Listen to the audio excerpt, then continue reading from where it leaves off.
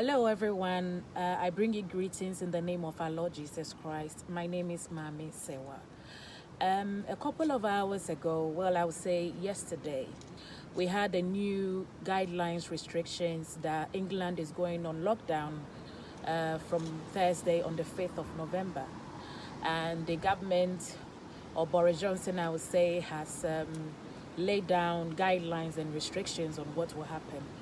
And I'm really concerned about one key point that he made, that doctors and nurses would be forced to choose which patients to treat and to give oxygen to. And they would choose which patients will live, and they would choose which patients to die, because the NHS is overwhelmed with their challenges, that they might not be able to cope with new cases that will be coming as a result from COVID-19. Being an African and as part of the BME, that's the Black Minority Ethnic Group, I know in the first pandemic that came, research has shown that lots and lots of BME people or people from BME background died, because they say evidence or research says that we are 4 times at risk and highly to die from COVID-19. So with this new, with this new restriction or guidelines from the government that says that, nurses and doctors will be forced to choose which patients they will treat and which patients they will leave without oxygen.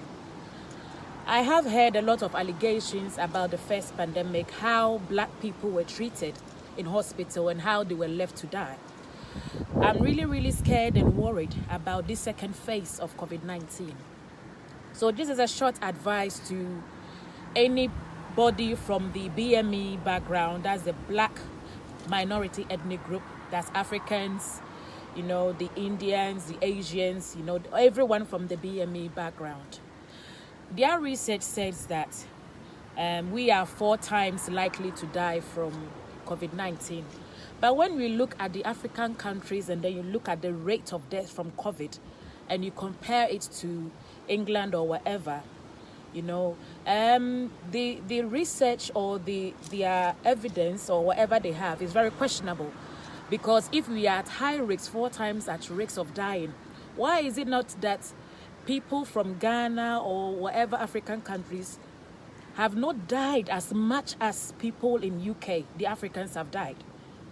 Are we not the same black people? Are we not the same BME? Yes, I know that there might be exceptions. But my argument is that when the first COVID cases came, they put the Black minority ethnic groups as frontliners. We were so much under pressure that our white counterparts or the Caucasians, they were really smart. They booked days off. They were shielding, they took time off to stay at home. But we, the black people, we, the BME people, we had to work long hours to cover staff shortages in hospitals, in nursing homes, in name it. So at the end of the day, our immunity, was affected. And as a result, most of black people or BME people died. So in this second phase, we have to learn lessons from the first one. Yes, I know that people from BME background will die. But what my little advice is, BME people, wake up. We don't want to be used as scapegoats anymore. If you are in the healthcare sector, or if you can't work from home and then you have to work, putting yourself at risk, you have to take care of yourself. Get your work, sickness policy, read it, understand it, and challenge any form of racism at your workplace. Because the first pandemic that came, we put ourselves at risk. We work so hard that we want money, we want overtime, we want this, and at the end of the day, most of our people died. So this time around, take care of yourself. If your job place, they should by law offer you PPE. My people, wear the PPE.